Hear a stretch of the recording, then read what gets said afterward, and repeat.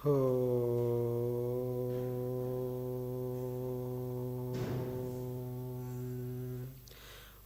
సర్వదేవస్వరూపాయ సర్వమంగళమూర్తయే అఖండబ్రహ్మనిష్టాయ ప్రేమదేవాయ తే నమః. బ్రహ్మచారి మహర్షి సద్గురు శ్రీ శ్రీ శ్రీ ప్రేమానంద స్వామి తపోవనము ఆశ్రమము సంస్థాపకులు, సనాతన ధర్మ సమాజం వ్యవస్థాపకులు బ్రహ్మచారి మహర్షి సద్గురు శ్రీ శ్రీ శ్రీ ప్రేమానంద స్వాముల వారి గురుపాద పద్మములకు సాష్టాంగ నమస్కారములు. శ్రావణమాస మాహాత్మ్యము 21వ అధ్యాయము. పూర్ణిమా వ్రతములు.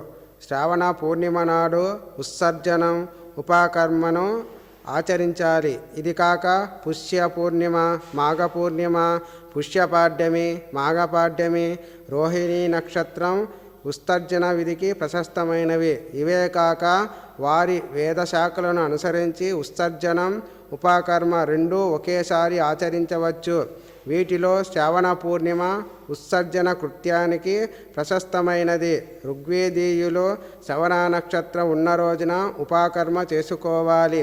చతుర్దశి, పూర్ణిమ లేదా పాడ్యమి ఈ 3 రోజులలో ఎప్పుడు శ్రవణ నక్షత్రం ఉంటే అప్పుడు చేసుకోవాలి. యజుర్వేదీయులు పూర్ణిమ నాడు చేసుకోవాలి. సామవేదీయులు హస్త నక్షత్రం ఉన్న రోజున చేసుకోవాలి. శుక్ర గురు గ్రహాలు అస్తమయ కాలంలో ఉన్న ఉపాకర్మ చేసుకోవచ్చు. ఒకవేళ గ్రహణం సంక్రాంతి సమయంతో ఈ పూర్ణిమ కలిస్తే అవి గడిచిన తరువాత ఉపాకర్మ చేసుకోవాలి. హస్త నక్షత్రంతో కలిసిన పంచమి తిథి లేదా భాద్రపద పూర్ణిమ నాడు కూడా వారి వారి గృహ్య సూత్రాలను అనుసరించి ఉపాకర్మ చేసుకోవచ్చు. అధిక మాసం వస్తే దానిని శుద్ధ అనగా నిజమాసంలో చేసుకోవాలి. ఈ 2 తప్పనిసరిగా చేసుకోవలసినవి కాబట్టి ప్రతి సంవత్సరం నియమపూర్వకంగా వీటిని ఆచరించాలి. ఉపాకర్మ ముగిసిన పిదప బ్రాహ్మణులు ఉన్నట్లయితే స్త్రీలు సభాదీపాన్ని సమర్పించాలి. ఆ దీపాన్ని గురువు లేదా ఎవరైనా ఇతర బ్రాహ్మణుడు స్వీకరించాలి.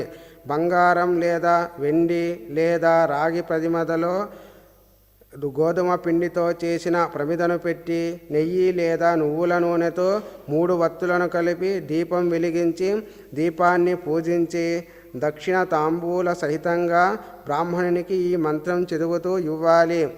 సదక్షిణః సతాంబూలః సభాదీపోయముత్తమః అర్పితో దేవదేవస్య మమ సంతు మనోరథాః.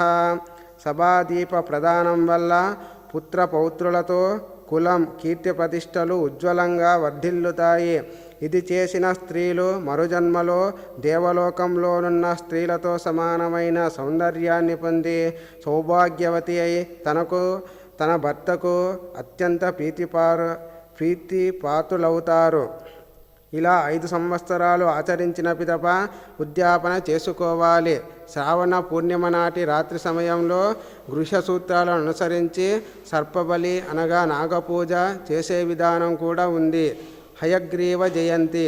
హయగ్రీవుని జయంతి అదే రోజున జరిగింది కాబట్టి ఆ రోజున హయగ్రీవ జయంతి మహోత్సవం కూడా ఆచరించాలి. హయగ్రీవుని ఉపాసించే వారికి ఇది మరీ అత్యంత ప్రధానమైన వ్రతం.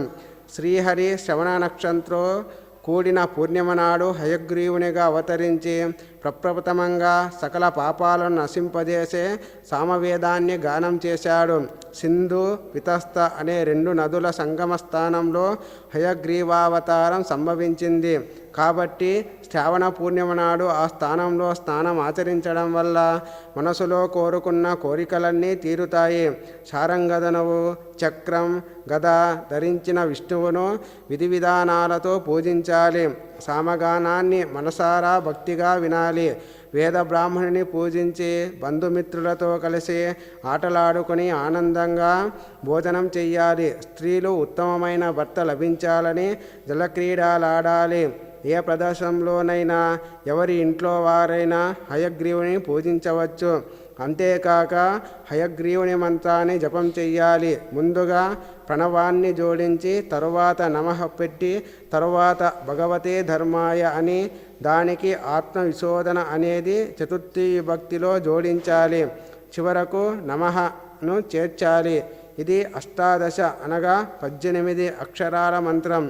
గురువు ఉపదేశం ఉన్నవారు ప్రణవం అనగా ఓంతో, లేనివారు పెద్దల అనుజ్ఞ తీసుకొని శ్రీని చేర్చి మంత్రజపం చెయ్యాలి. ఆ మంత్రం శ్రీ లేక ఓం నమో భగవతే ధర్మాయ ఆత్మవిశోధనాయ నమః. ఈ మంత్రం సకల సిద్ధులను కలిగించేది. షట్ప్రయోగ సిద్ధిని కూడా కలిగిస్తుంది. ఈ మంత్రాన్ని 18 లక్షల పర్యాయాలు లేదా 18,000 సంఖ్యలో జపం చెయ్యడం పునశ్చరణ. కలియుగంలో దానికి 4 రెట్లు అధికంగా పునశ్చరణకై జపించాలి. ఈ విధంగా చేసిన వారి పట్ల హయగ్రీవుడు ప్రసన్నుడై కోరికలను తీరుస్తాడు. రక్షాబంధనం. శ్రావణ పూర్ణిమ నాడే అన్ని రోగాలను అశుభాలను పోగొట్టే రక్షాబంధన ఉత్సవాన్ని చెయ్యాలి.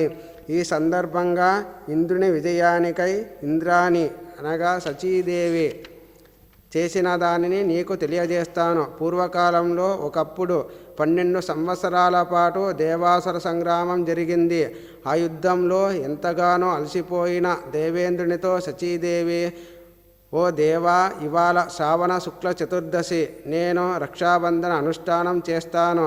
రేపు ప్రాతకాలానికి నీకు శక్తి వచ్చి యుద్ధంలో విజయం సాధిస్తావు అని చెప్పి పూర్ణిమ నాడు పూజ చేసి ఇంద్రుని కుడి చేతికి ఆనందదాయకమైన రక్షను కట్టింది.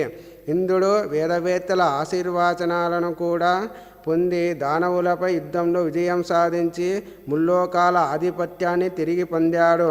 వ్రతవిధి.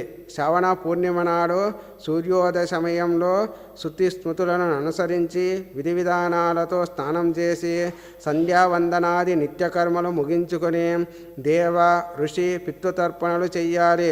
తరువాత బంగారు దారానికి ముత్యాలతో అలంకరించి మంచి రంగులతోనున్న పట్టుదారంతో జోడించి అందమైన ముడులతో ఆ రక్షను అలంకరించి తెల్ల ఆవాలు, అక్షతలు కూడా దానిపైన వెయ్యాలి. ఒక కలశను అమర్చి దానిపై పూర్ణపాత్రను పెట్టి దానిపై సిద్ధం చేసిన రక్షను ఉంచాలి. నృత్య గీతాది వేడుకలతో కొంత సమయాన్ని గడిపిన పిదప పురోహితుడు ఈ మంత్రం చదువుతూ రక్షణ కట్టాలి. ఏన బద్ధో బలిరాజా దానవేంద్రో మహాబలః తేన త్వామనుబధ్నామి రక్షయే మాచల. ఏ రక్ష వల్ల బలసంపన్నుడైన రాక్షసరాజు బలి బంధింపబడ్డాడో ఆ రక్షను ఇప్పుడు కడుతున్నాను. ఓ రక్షాది దైవమా, ఈ వ్యక్తిని వదిలి వెళ్లకుండా రక్షగా ఉండు. ఏ వర్ణం వారైనా ప్రయత్నపూర్వకంగా బ్రాహ్మణ పూజ చేసి ఈ రక్షను ధరించాలి. ఇలా విధి విధానంగా రక్షాబంధనం చేసుకున్నవారు అన్ని దోషాల నుండి విడుదలై సంవత్సరమంతా సుఖంగా ఉంటారు. ఈ రక్షను భద్రయోగం ఉండే సమయంలో కట్టుకోరాదు. ఎందుకంటే ఆ సమయంలో కట్టుకుంటే విపరీత ఫలాలను కలుగజేస్తుంది. శ్రీ స్కాంద పురాణంలో ఈశ్వర సనత్కుమార సంవాద రూపంగానున్న శ్రావణమాస మాహాత్మ్యమందు 21వ అధ్యాయము సమాప్తము.